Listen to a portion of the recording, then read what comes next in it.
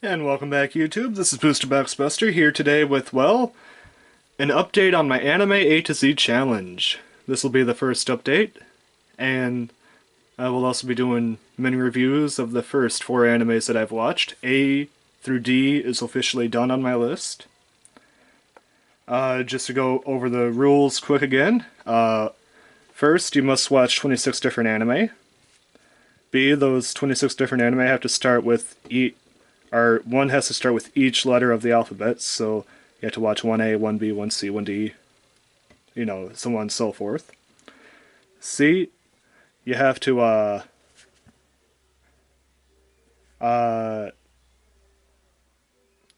my original rule of having to complete it in a year, throw that out the window. Take however long you want. I understand people have lives, people have to have jobs, school, all that stuff. I understand that now. Don't that rule, just toss it out the window. Take however long you want. The only and the you have once you start watching an anime, you have to watch it all the way through. There is no backing out. This is in E. The anime has to be an anime that you've never seen before, and it can't be a sequel to an anime that you've already seen, or a spiritual successor. It has to be a completely different anime you've never seen before, or have only seen like maybe one or two episodes of, and that's it.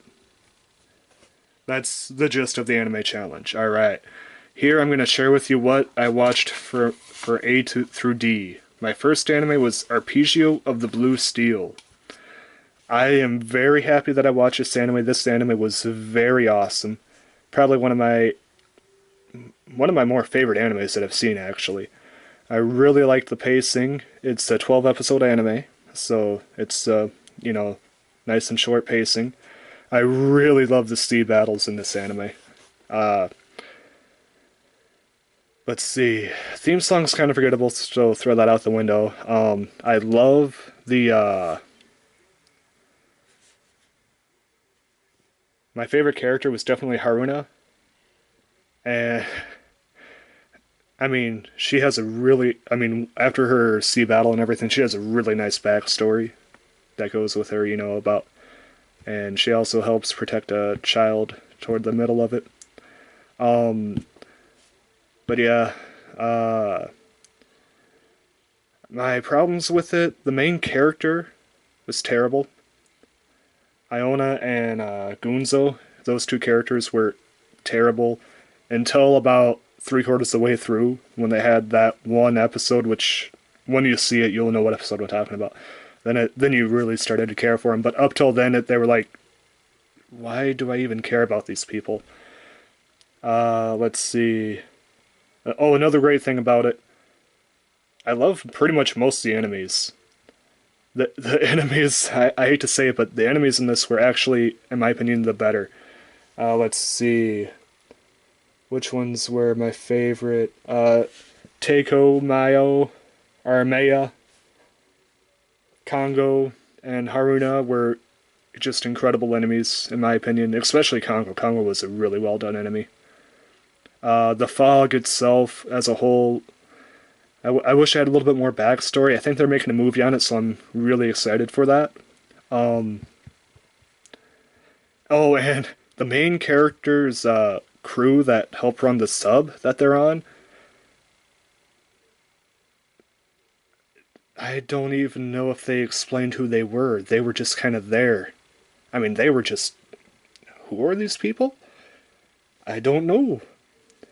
Um, but yeah, the anime is about how. Just a quick overview. The anime is about how the fog, this mysterious force, takes over all control of all the world's waterways, and humanity is trying to fight back, but they have mysterious power, and basically, a mental model controls each ship, and that mental model is pretty much a superpowered being that we don't quite know what they are. And of course, one turns to the good side and has an effect that kinda turns the others to that side if they like come in contact with him. It's pretty cool. And the sea battles are just amazing.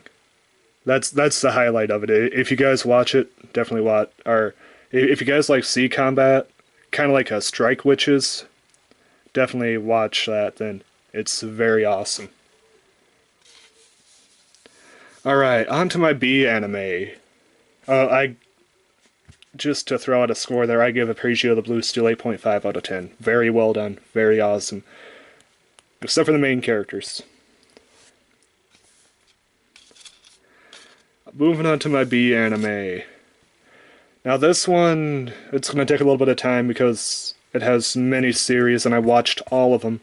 And I almost don't even consider this my B anime, I almost consider this my M anime. But right now I'm considering it my B anime. But once again, I might change my mind and make this my M. And then when I get to the M on my list, I might go back and watch another B anime.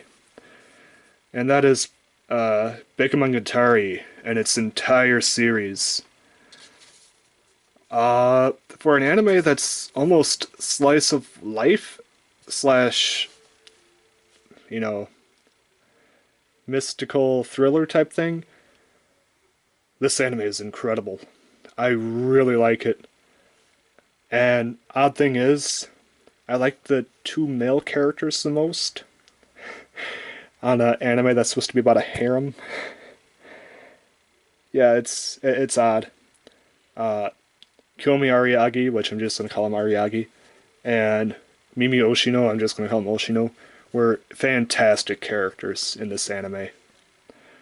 Let's see.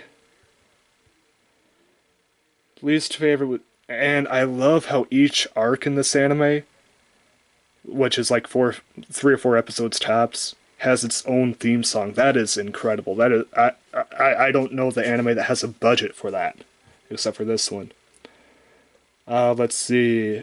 Kanbaru was an incredible character. Uh, let's see. Hachiguji, or sorry, I'll just use her other name. Mayo. She was her and Ariaki just incredibly funny episodes whenever they're on the same screen. Just incredibly funny. I mean, like, laugh out loud. Let's see. I didn't care too much for Tsubasa, and I just found her more their annoying type of character. And let's see. Oddly enough, what's supposed to be the main character, Hitagi, she was okay. I didn't really care for her. I mean, it was okay. She was.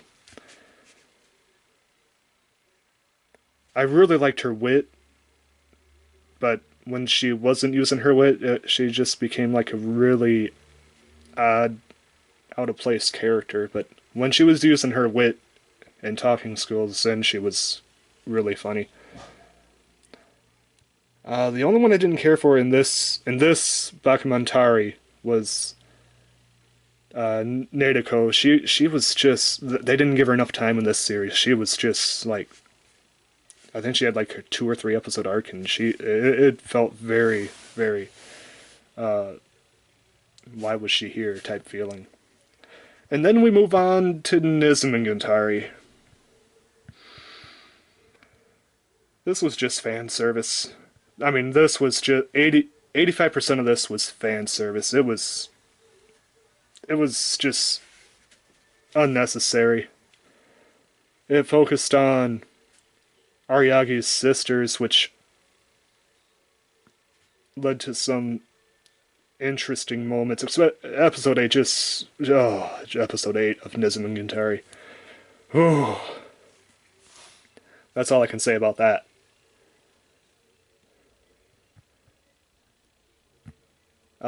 Except it brought two very important characters. If it wasn't for these two characters, this series, or Nizumonogatari, would have been a complete throwaway, complete filler. And that's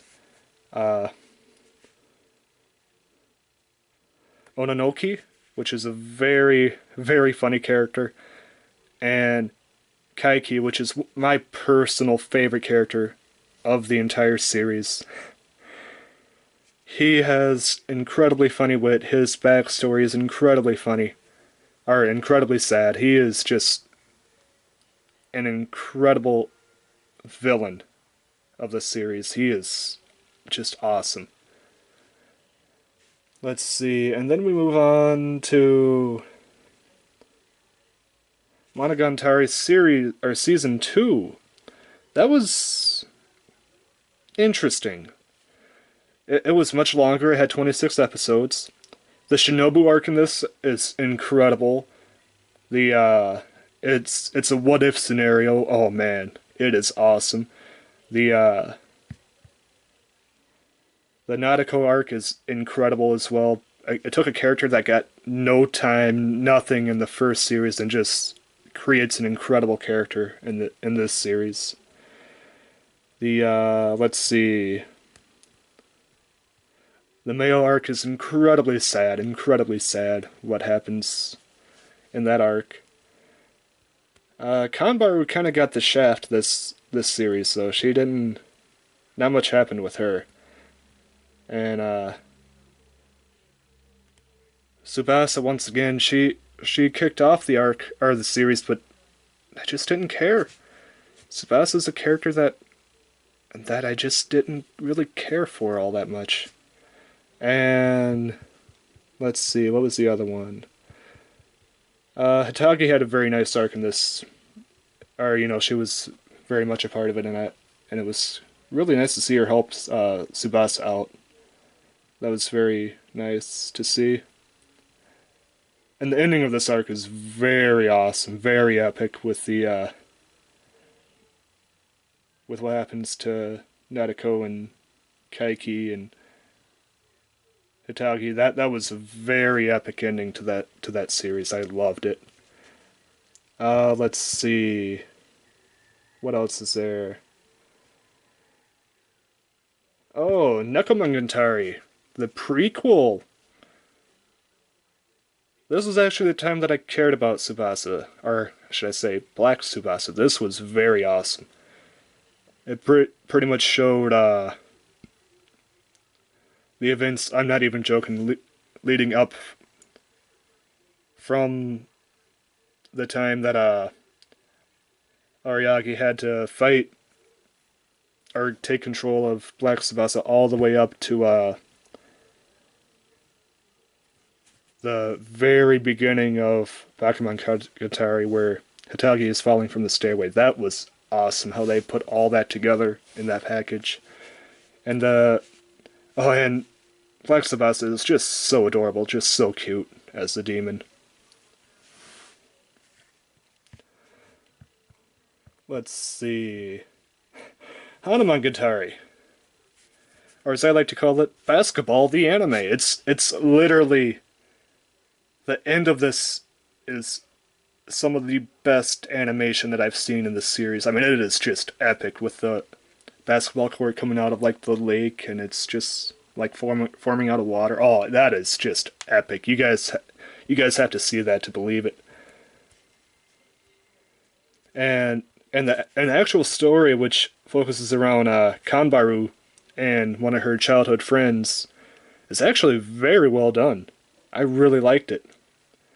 It's pretty much a bone collector, and Kanbaru happens to have a piece that the bone collector needs, and yeah, it's very awesome.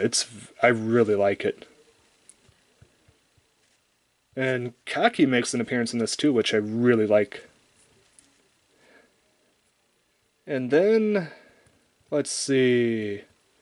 Oh, and then the ending of that is also very cool because you kind of see Ariagi and as he gets older, and yeah, that's actually very cool how they actually age some of the characters in this series. Let's see, and Sukumonogatari, the one that I like to call pretty much filler. It gives a little more background on uh, Ononoki, if you like Ononoki, this is a great one to watch. Uh, and then there's a villain that's pretty much a throwaway villain. Uh, and that, oh, there's I forgot to mention this, but there's an overarching villain from series 2 onward that is kind of a villain, I think. It's kind of hard to say, but it's called it's the he she thing. I have no idea. I don't think it's ever revealed, but man, that thing is weird. But yeah, Bakemonogatari, it's good if you like Ononoki and Shinobu. See them kind of argue back and forth, and see Aragi kind of stuck in a predicament. But other than that, it's not much. I'm waiting for the official backstory, like the very first time that Aragi was turned into a vampire.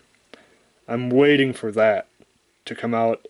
They keep saying they're gonna make a movie on it, but they haven't yet. So hopefully sometime soon. Because after watching this, I really am interested. Let's see. For the most part, I mean, the animation and all this is very good. Yeah, I recommend it to you guys if you like that type of anime. It's kind of a slice of life, mythical, like fantasy a little bit type thing. It's very well done. I actually give this anime a 9, with the exception of Nezumonogatari, which I just throw that out the window. I give this overall a 9. And then we go to Sea Control, or See the Money of Soul and Possibility Control is the full title, but we just call it Sea Control. I really wanted to watch this, or love this anime. I really wanted to love it. The theme song is, the animation is just stellar. You guys should watch the animation of that sometime. It is very awesome. Let's see. Of the theme song, I should say. The animation itself in the anime is hit and miss. It's not the greatest. This story needed about 5-6 more episodes to get a complete story in, because this could have been an incredible anime with a little bit more. And you could feel the budget strain on this anime. Like, you could feel the budget just being squeezed out of this anime. I mean, it's... If this anime had a little bit better budget and more episodes, this anime could have been one that was on many people's good to great animes list. It just kind of falls to the okay to good anime list, unfortunately. Let's see. The main character is terrible. Up till the last 2 or 3 episodes, this main character is one of the most indecisive. You just want to take him and punch him in the face and be like, make a decision. Type characters that you've ever seen him. And this character is just like, just such an annoying character. But basically what happens in this anime, you get sent to a world, or, which his name is Kimimaru. He gets sent, or he's just an average everyday student living in Japan, and then one day he gets a visit from Masaki, who's pretty much the Cheshire Cat of the series, giving him an invitation, saying, "Ooh, you seem to be struggling money-wise. Here's this card. You can just borrow money against your future." And when he goes to his bank account, he sees like what was normally like I think it was like 5,000 yen up to like 50,000 yen, and he's like, "Hey, that's awesome." So he withdraws money, and then once he does that, he's trapped in the world, or not trapped, but he has to do go to the uh, financial district to do battles in order to keep that money. And if he loses the battles, then, or if you lose enough battles and you lose all your money, you go bankrupt. And you don't want to go bankrupt in this anime. It leads to very bad things. And it also features something called Midas money, which is pretty much money that's produced in this financial district that can take the form of any type of money and is black. And only people that live in the financial district can see, that are members of the financial district can see this black money, which would make a retail job very difficult. And then you run into Misu, who is his asset. And when you're a competitor in this financial district, you're called an entree, short for entrepreneur. It's just kind of cute, the entree. And then your asset is pretty much your future built into this fighting entity form. That's the best way I can put it. And some of those is like, what type of future does that equal? Like the first guy he fights, what type of future is that thing? I don't know.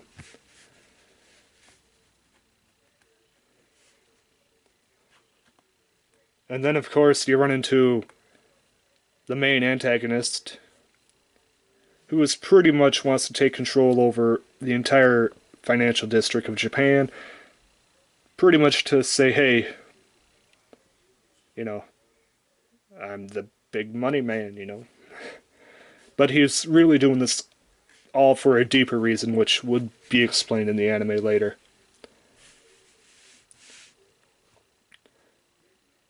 And how many anime can you say that an entire region gets wiped off the map because their financial district gets dried up of money and literally just disappears from existence? Not too many. But the flaws of this anime, the animation was poor. You could actually see like animation glitches here and there. The pacing was very bad. It only had 11 episodes. It needed at least 5 more episodes to get the point across, to develop the characters. There's a huge problem at the end of the anime that it's like, like you just want to take the main character and go like, stupid. Because literally he pretty much cost one of his friends his life because he didn't realize something earlier. And then you also realize that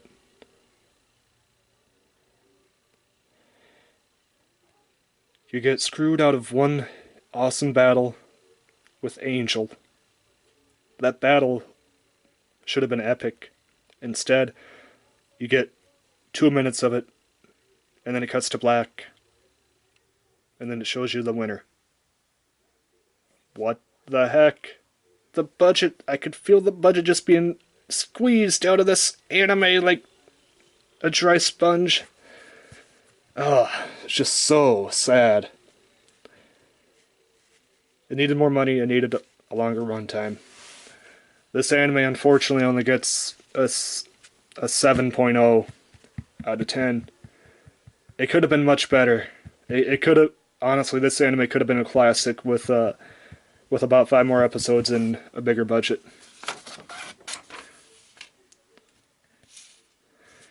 And then we get to the D anime. I almost went with Danganronpa for this anime choice.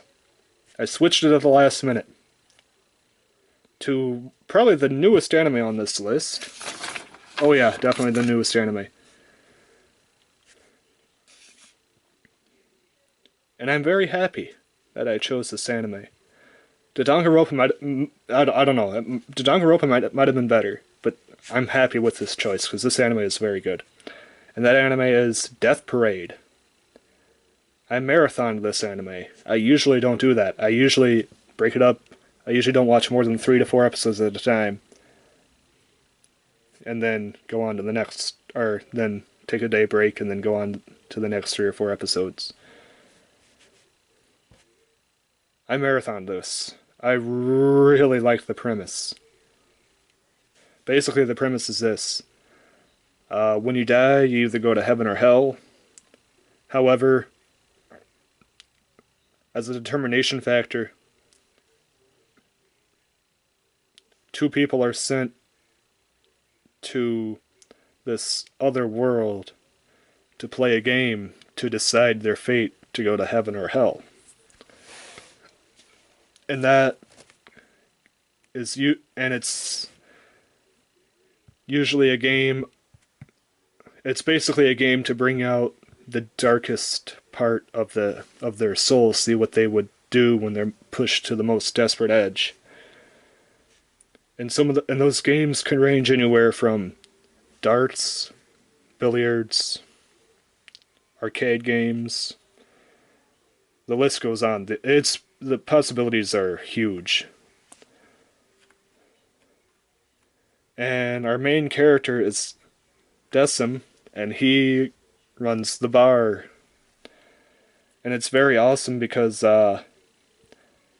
he decides, or, he sets it up. I mean, pretty much they do nothing but a judgment call at the end. But yeah, it's pretty much whenever 2 people die at the same time, which could be anywhere in the world, so more than likely, are very close to each other, so more than likely people are going to die at the same time. And they have to play that game, and they have to risk their lives on it. But since they're dead, but they don't know that, they end up playing, and they think that they're playing for their lives, which is a very good setup. And then they end up, when the game gets toward the end, they end up doing drastic measures, which is very cool to see what dark things humanity could do when they push to the edge like that. Let's see. Decim, he is actually exactly the type of character that you would expect to be this, because there are 3 rules for being a judge of, humanity like that. 1, you cannot die. 2, you cannot quit judging. And 3, you cannot feel emotions. And he fits those 3 perfectly.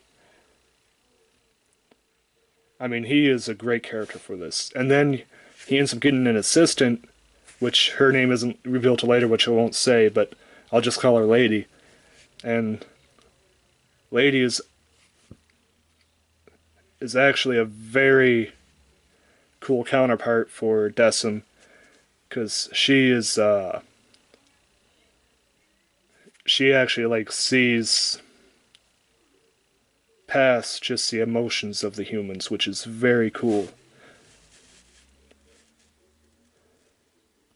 And then you have Nona, which is pretty much his boss, or pretty much one of the major bosses of this other world.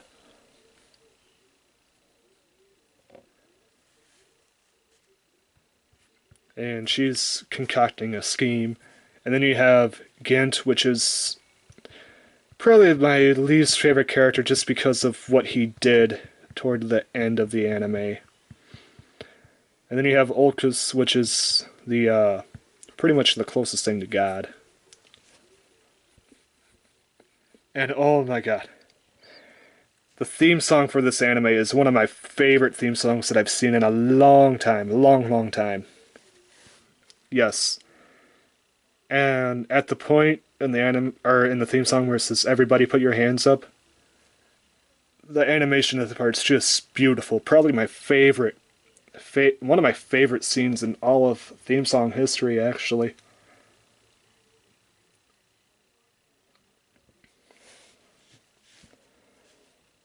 But yeah, this anime, it's only 12 episodes long right now. There's a high chance this will get a second season. I think that this anime is just really well done.